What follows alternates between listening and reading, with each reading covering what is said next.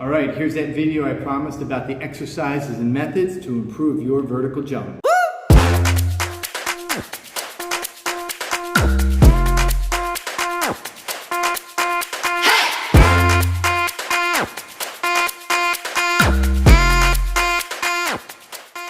Hey, what's up everybody? I'm Jason Kelly, creator of The Balanced Body. Hope everybody's having a great day today.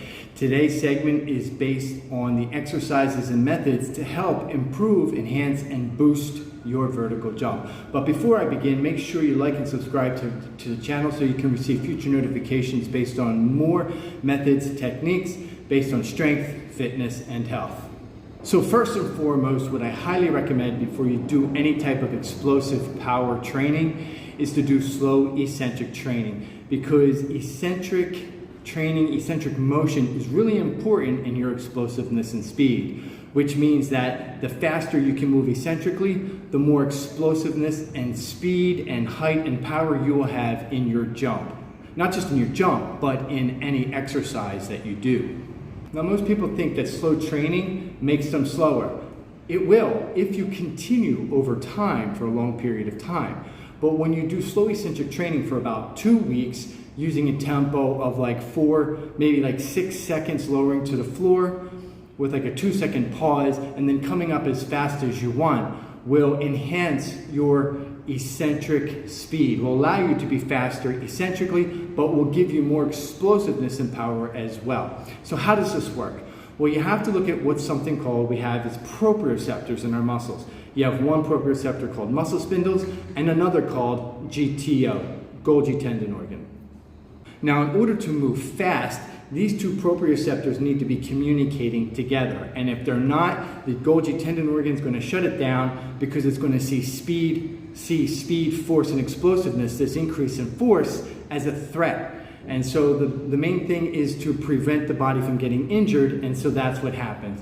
It kind of disables your strength, so you can't really lift that weight up. So that's why when you get stuck, you can't do any more weights, any more lifting, because of the force is your proprioceptors causing that to happen. The most important thing about muscle spindles is that it controls the length of the movement and the speed of the length of the movement. And you train the muscle spindle by doing slow eccentric training, increasing time under tension. And so what this does allows the muscle spindle to communicate with GTO, the force overall, to allow the force to be absorbed into muscles and not dissipated. Because most times, if you don't have the proper strength and development, and you try to create an eccentric fast force, and you can't create a faster concentric movement, it's because your body, your muscles won't allow it to happen. It's dissipating force out of the muscle and not absorbing the force in the muscle. That's what makes the difference between muscle spindles and GTOs. And that's why you do slow eccentric training, is one, to get to synchronize and communicate together, and to train the muscle spindle to absorb the force by doing the motion slow and allowing the flexibility to open as well. So again, if you do it slow and you increase the force, the muscle learns to absorb the force. It learns to communicate with the GTO. And that is what the first phase is, to allow you to move faster and more explosively. If you can't do this, again, you'll never increase the height of your jump, you'll never increase your speed, nor your power, because you don't have the proper communication between these proprioceptors. And so that's why slow eccentric training is the #1 thing you should do before any explosive speed and power. And like I said, when you're doing your squats, your deadlifts, Nordic hip bridges, you should be doing these movements for like maybe 6 seconds slow eccentrically, pause at the isometric phase for 2 seconds, 2 to 3 seconds, and then you can release it concentrically as fast as you want coming up. Because that's how you really do concentric work. It's about going as fast as you can. But this will help train those proprioceptors, and this will help train your muscles to absorb force rather than dissipate it. And that's what you need for eccentric movement, and that's what you're going to need when you get into doing your vertical jumps. All right, #2, the most important thing is learning oscillation training. Oscillation training is when you do an eccentric motion and you're in the isometric phase. So that means when you lower into your squat and you pause and you kind of do these kind of pulses back and forth. And you can do them quickly, so you want to do them quickly, because the idea of oscillation training is to get the muscle fibers to contract and relax. That's how speed works. Most people don't understand how speed works, but that's how speed works, is the relaxation and the contraction of the muscle.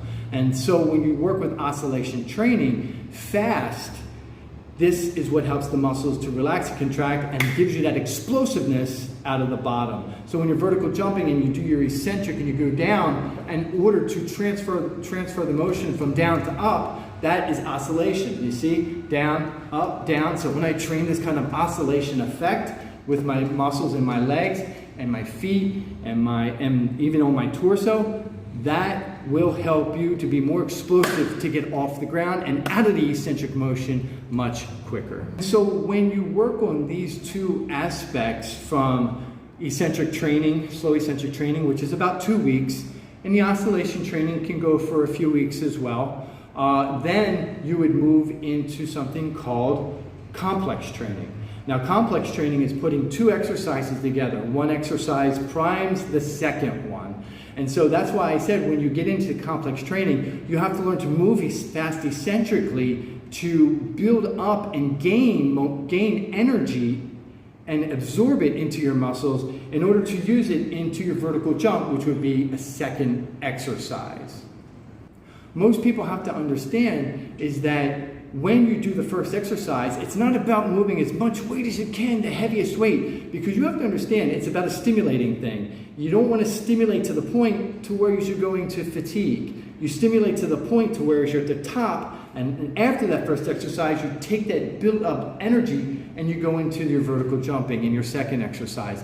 Never make your first exercise go into failure, because that's exactly what it's going to do. When you're going up in strength and then you start doing those extra reps will hurt you, because you've turned on the negative feedback mechanisms to get the muscle to stop, GTOs, because the force is coming down now and fatigue is setting in. So understand, the first exercise is a priming exercise, and the second exercise is the dynamic power exercise.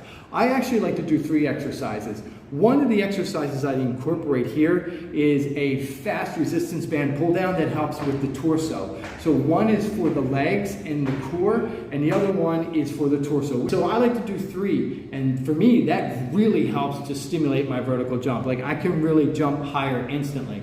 And complex training will do that. Complex training will help you jump higher instantly when you do your vertical jump second, because it's a priming exercise. So give these a try. Now, not every exercise is going to work for people, so you have to understand which exercise works best for you. So I put a couple things together to help inspire you or to help use what I do. But mainly you have to understand what works for you, because what works for me is not going to work for everybody else. You know, there's some exercises here that I'll show you that I think might work for you, but for me, I like to use the plate vertical jumps. That for me works awesome, putting in the resistance band pull downs for the torso and then doing my vertical jump.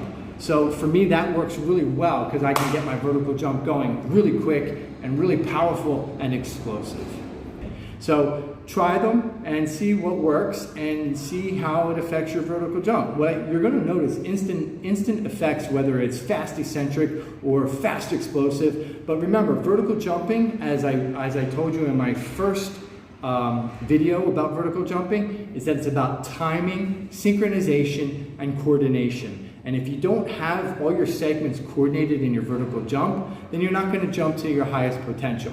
When you have coordination and synchronization, that is what's going to be the foundation for you to jump higher. And then adding all these other things in, like slow eccentric training and complex training, are really going to make you jump even higher. But you have to be able to get the car to drive properly first before you create speed. And it's the same with your body. Your body's got to function properly first before you start creating explosiveness, force, and speed, or else it just won't happen.